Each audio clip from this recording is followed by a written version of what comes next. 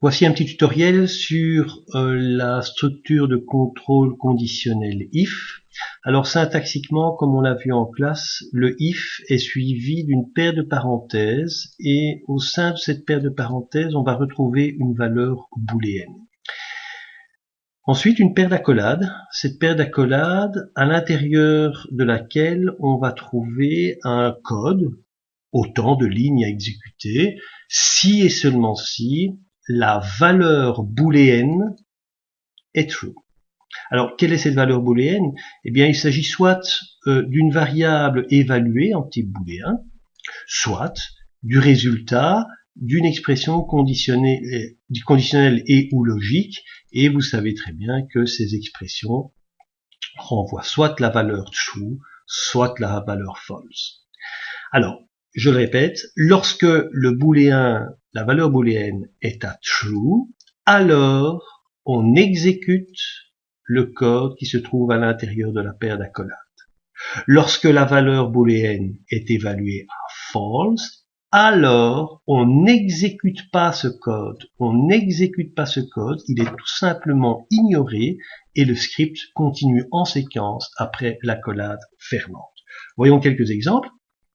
Pour ce faire, j'ai créé un petit script. À la ligne 11, je déclare une variable. À la ligne 12, on demande une valeur à l'utilisateur. À la ligne 13, on affiche le contenu de la variable. À la ligne 15, 16 et 17, on intègre une structure if. Et à la ligne 19, c'est simplement l'expression du script qui continue en séquence. Alors, on va un petit peu voir comment ça se passe côté pratique. Je vais actualiser le script F5 et je vais rentrer n'importe quelle valeur. Par exemple, salut. Je rappelle que tout ce qui rentre par une boîte prompt est considéré comme une chaîne de caractères. Que s'est-il passé? Eh bien, le premier document .write a été exécuté. Effectivement, on voit que j'ai bien rentré la valeur salut dans la variable val. Ensuite, le document .write qui se trouvait à l'intérieur des accolades de if a également été exécuté.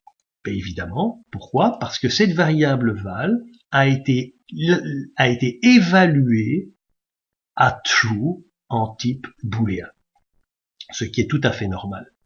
Donc, étant donné que cette variable val va renvoyer true en type booléen, eh bien je vais exécuter l'ensemble des instructions qui se trouvent pris entre les accolades.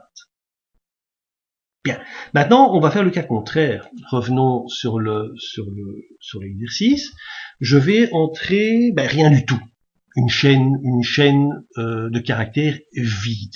Vous savez que si on entre une chaîne de caractères vide, eh bien la variable qui reçoit ce vide métaphysique de type string est évaluée à false. C'est ce qui se passe ici.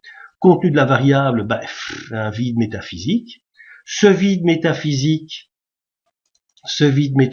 qui se trouve dans val a été évalué à false, et donc on n'est pas passé dans la paire d'accolades. On s'est directement branché sur l'instruction qui suit l'accolade fermante, c'est-à-dire l'instruction de la ligne 19.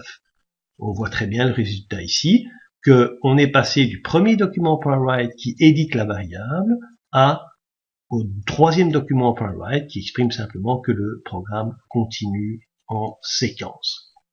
Alors, ici, nous allons maintenant légèrement modifier le programme par ce int. On va faire un type number de ce que l'utilisateur entre dans la boîte prompt. Et on va se contenter de ça pour le moment. Vous voyez ici, F5. Alors ici, petit piège. Si je rentre la valeur 0, la valeur 0, si c'est une chaîne de caractères, sera évaluée à true. Par contre, si c'est un type number, sera évalué à false, la preuve.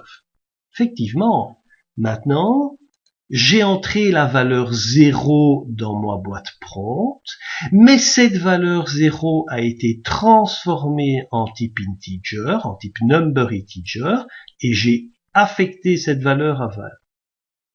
Maintenant, val est de type number. Or, si vous avez la valeur 0 dans une variable de type number, la valeur booléenne de cette variable, c'est false. Donc, je ne suis pas rentré dans la paire d'accolades et je n'ai pas exécuté le document .write de la ligne 16. La preuve. Pour toute autre valeur numérique, prenons 789, eh bien, il n'y a pas de souci, tout va fonctionner parfaitement. Pourquoi? Parce que vous savez que pour toute autre valeur que 0, pour les types number, la variable val sera évaluée à true lorsqu'elle est traduite en booléen. Maintenant, on va faire une petite modification.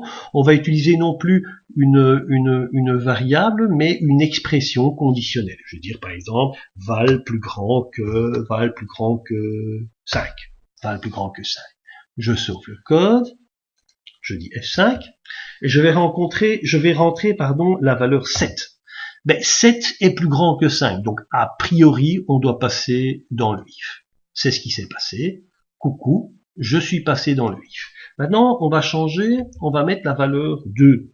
Ben, a priori, la valeur 2 n'est pas plus grande que 5. Donc, cette expression conditionnelle devrait renvoyer faux, et donc, a priori, on ne passe pas dans le if. Est-ce que c'est exact? Ok, effectivement, la variable, l'expression conditionnelle a renvoyé false et on n'est pas rentré dans le if. Alors, vous voyez que c'est relativement simple, hein. Vous pouvez exécuter un très grand nombre d'exemples sur ce cadre avec ce petit code. Les seules choses auxquelles il faut faire attention, c'est l'évaluation booléenne des variables, surtout lorsque l'expression qui se trouve à l'intérieur des parenthèses du if se réduit à une seule variable. C'est là que se trouvent les soucis. Le deuxième problème, et c'est là la plus grande difficulté à mes yeux, c'est de construire des expressions conditionnelles et logiques correctes. Enfin ça, on apprendra ça durant les exercices. Voilà, c'est fini. À très bientôt.